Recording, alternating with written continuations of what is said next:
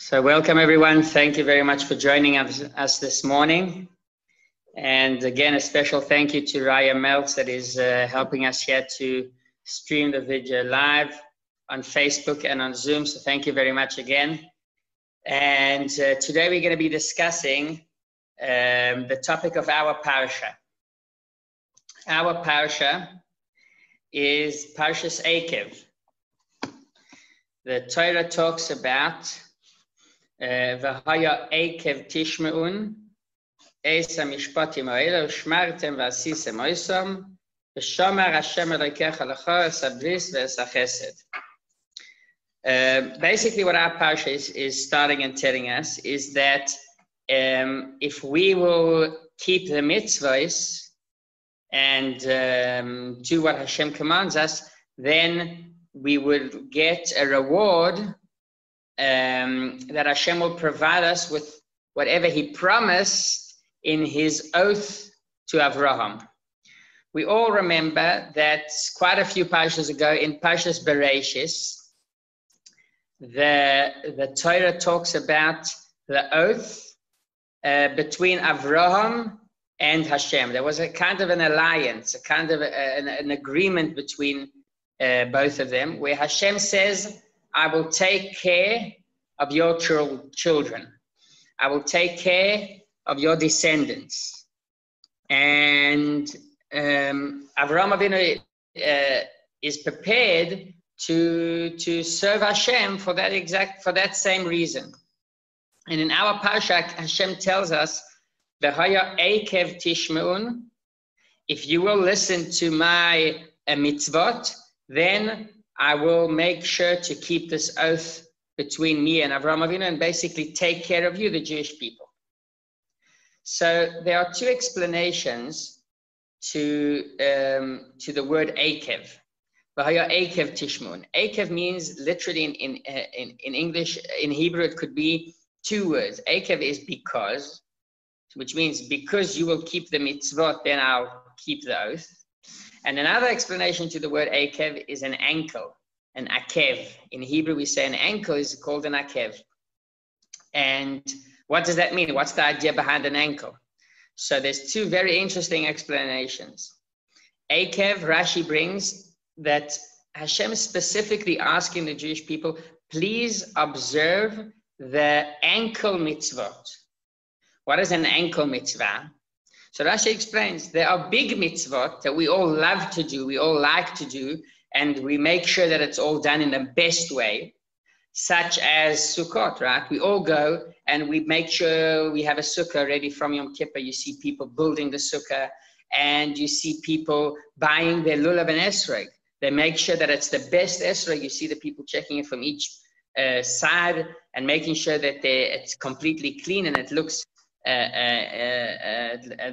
it looks the best way possible, and so on with many other mitzvot that are very obvious and that we like doing them. But Hashem in our place is asking us to please do the mitzvot that are ankle mitzvot, such as simple mitzvot, small mitzvot, things that we don't really notice and things that aren't so special. Those mitzvot are the mitzvot that Hashem really wants us to keep. So that's the first explanation to the word Eikev. There's a second explanation that's related to us. V'haya Eikev is talking about a time in the world. Hashem is telling us there'll be a time in the world that will be the Eikev, the ankle of all times, right before Mashiach will come. Right before Mashiach will come, the times will be so difficult and so hard. The morals won't be good. The ethics won't be good. And in those times, Hashem is telling us, please observe the mitzvot. And as we can see around us today, when there are no morals and the ethics are really terrible, these are the times that Hashem is asking us to please keep the mitzvot. And at the end of the lecture, the Shiur, I would like to go back and discuss what's so special about our times. What makes us good compared to the previous generations? Because things seem so bad, so terrible, that we need a big Yeshua, we need a big help. So before we attend to that, we've got to understand here something in principle. There were once two friends that decided to make an oath between each other. They decided to create an alliance and to make sure that each and every one of them takes care of the other. They were good friends, and they were also business partners, and they both traveled on a business meeting. When they traveled on that business meeting, in those days, we're talking about several hundred years ago, they were captured by, in the desert, it was a bunch of slavers or something like that, that they were selling them to slaves. So they basically captured them, took whatever they had, all the money, whatever they purchased, any good things that they had, and they resold them as slaves, slave dealers. And in those days, it was pretty common. So these two friends looked at each other there on the stage where they were being sold, and they said, we are keeping this oath, and we are going to make sure that if any one of us survives, we're going to make sure to go back to where we live and to take care of both families, also his own personal family and also his friend's family. And on that very day, one of the friends was sold. He was sold, and he was taken away. His friend said goodbye to him. He didn't have much of a way to say goodbye. And 2 days after that, the other friend was also sold. And one friend, the first one, he went to this master that made him into his shepherd. He basically was in charge of all of his sheep and all of his cattle. And the other friend was in charge of, he was basically helping his master to build a house. So one of the days after several weeks that they were there, they happened to meet, these two friends, they happened to meet. And while the shepherd was very happy, he said, the master's doing a great, he's treating me in a great way. The person, that friend that was working to build the house, he was feeling terrible. He told him that my master's treating me in a very bad manner, in a very bad way, and I don't know if I'm going to survive. So they said, okay, they will meet once a week at this same spot, and that's how they'll be able to keep in touch. The next week comes and they meet again, and now when he sees him, he sees that his friend's really sick. He can barely move, and he's telling him again about the way that his master's treating him in such a terrible way. And they decided to meet in a week's time. And when he comes there, he doesn't see his friend anymore. Doesn't see his friend, so he waits there, and he comes back the following week once again, and he comes several days in a row just to see what's happening. But he did not hear not one word. So what happened was that he stopped coming, and he thought probably his friend's dead. Several years after that, he gets released. His master, for some reason, releases him. He's maybe too old for his job, and he goes back to the city. And when he goes back to the city, he decides to take care of both the families. He's very happy to see that his family is all alive, and his family is happy to see him. And then he has to tell the bad news about the friend that passed away. And when he tells the story, so somehow the friend's wife couldn't really believe it. She didn't have the feeling that he's not there and that he's not alive anymore. And he asks him, did you see him dead? And he says, no. So they continue on their lives, and he, of course, takes care of both families. And part of taking care of the family was making sure that this widow could remarry. And he finds the right shidduch, makes sure that he's a good guy, and they decided on a date for this wedding. Now, when they decided on the date for the wedding, they didn't know that HaShem's preparing a big surprise. On the day of the wedding, when everyone's already gathering and the meal's all ready and prepared and everyone's so excited, into the city comes walking this, he was a minister, he was a kind of an advisor. He looked like someone really special. No one could recognize him, but he's going very fast and he's looking for this person, for this friend. And believe it or not, it happens to be that this person was the friend. He came right in time, right before they started the chuppah, and he reveals himself as the husband. And everyone's shocked, and some of them are very happy to see him back alive. And of course, they canceled the chuppah because you're not allowed to do a chuppah. And it turns out a very interesting story that a week after that, this, when he didn't go and meet him, he was too sick. But thank God, he was able to at least stay alive. He couldn't walk, but he was there and he continued on staying alive until he was able to escape, and he became, there's a whole story how he became a minister. The point of the story is to show that oaths we keep when we have an alliance with someone else, we keep it with no conditions. When we decide to do an oath and to make an alliance with someone else, it's not because he is going to behave in a good way. If he behaves in a good way, it's obvious that we have to keep an oath. It's obvious that we have to treat him in the best way possible. The idea of observing an oath is that even though he's not behaving in a good way, even though he's not there to help out, you still take care of the person. And that's why this friend took care of his friend's family, even though his friend wasn't there. So how come Hashem tells us in our parsha that only if you will listen to to my mitzvahs, then I will provide you with whatever you need.